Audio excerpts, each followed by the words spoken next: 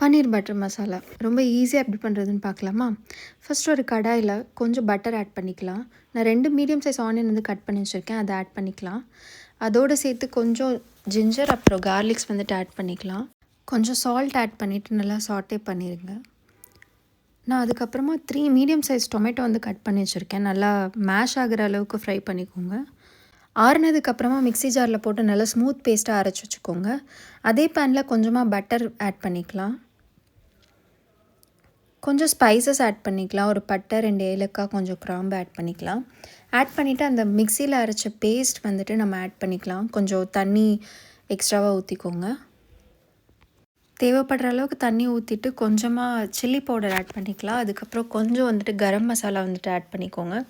அவ்வளோதான், வேறு எந்த மசாலாவுமே தேவையில்லை. ஸோ இதை நல்லா மிக்ஸ் பண்ணி விட்டுக்கோங்க. இந்த டைமில் சால்ட் செக் பண்ணி ஆட் பண்ணிக்கோங்க.